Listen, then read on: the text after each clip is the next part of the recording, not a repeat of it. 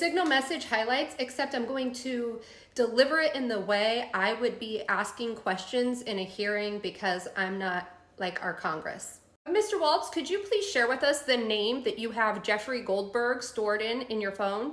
I would like to know who that message was sent for. An extra person wasn't just added in the chat. Additionally, I think that you should share with the American people your contact list so that we could evaluate all of the JBs. I believe it was intended for Richard Goldberg. Maybe you haven't saved as Goldberg in your phone. If not, was it Jeff Bezos? First thing I do is bring out an unlabeled map, and I would ask every single member of that group chat to point to Yemen, Syria, Lebanon, Somalia, okay? The entire Mideast and part of Africa, because I'm telling you right now, they don't even know the region that they're talking about. Hegseth, do you believe you should be criminally prosecuted? No? Okay, that seems like a policy change because in 2016 you stated that any security professional, military, government, or otherwise would be fired on the spot for this type of conduct and criminally prosecuted for being so reckless with this kind of information. Do you think that the American people are stupid, Mr. Hegseth?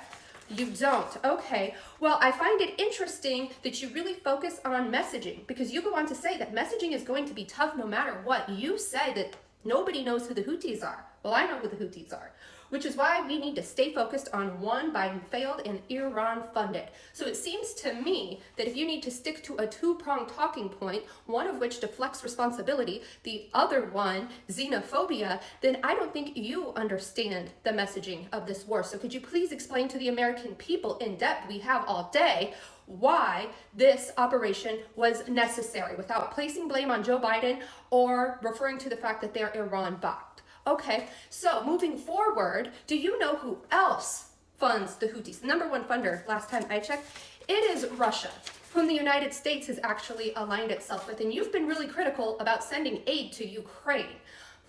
Now, if Ukraine and Russia are at war, and Russia is backing a terrorist organization, the Houthis, that nobody knows about, wouldn't it make sense to fund our allies in Europe? Oh, because it also looks like you guys are trying to blackmail Europe. Moving over to Michael Walls and JD Vance. JD states, I think the strongest reason to do this is, as POTUS said, to send a message. So we now drop bombs to send messages. Okay, to send a message, but I am not sure the president is aware of how consistent this message is on Europe. I would agree with you, JD Vance. And Michael, you go on to say several times that Europe doesn't have the navies. It has to be the US. Pete Hegseth, same thing. We have to do this for Europe. Now, that's problematic because you continuously admit that it is off messaging for Europe. You admit that this is something they cannot do. You even admit that it is more for their financial interest than ours, which is why you have such a hard time communicating messaging to the American people. But SM says something really interesting at the end.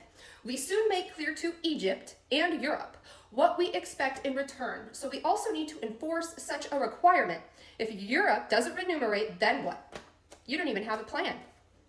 If the US successfully restores freedom of navigation at a great cost, that's right, there needs to be some further economic gain extracted in return. Could you please let us know what that great cost is? Because it's not financial, is it? No, it's going to be the men and women that get breadcrumbed into a war, possibly with Iran. Okay? Now, when you say extracted in return, how are you planning to extract something from an ally when you've already admitted that this is a mission they couldn't complete? To me, it sounds like you preemptively did this to hold it over our allies' heads. In short, that is blackmail.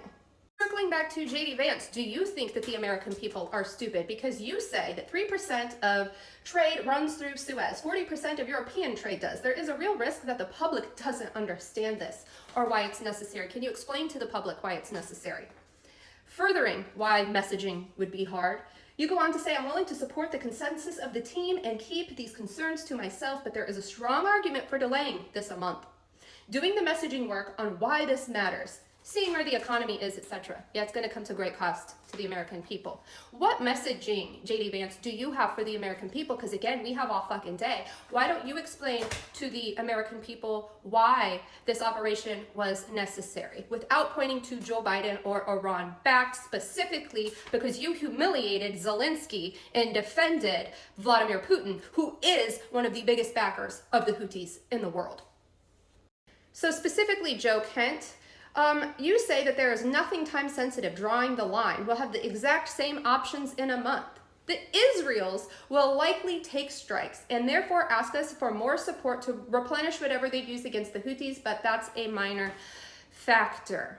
It's a minor factor because most of the missiles launched at Israel now. Everybody has such a hard time thinking that they can't break this down for the American people to understand why we did it. I think that you should either explain that or just let the American people know that this was another favor to Tulsi Gabbard. You say great works and effects. Can you explain to me what you mean by effects? To me, it seems like you're just echoing what the President of the United States wanted. He wanted to send a message, to make a bang. Special effects. We are dropping bombs on civilian for special effects because I don't see any benefit here to the United States. I don't see one person in that chat, some senior officials in our country, ever make a conclusion as to why this strike was necessary. And to not only have it be unnecessary, but to know that while it was happening, the potential that something catastrophic could have happened to our men and women overseas because of the way you decided to communicate these plans is disgusting, and every one of you should resign.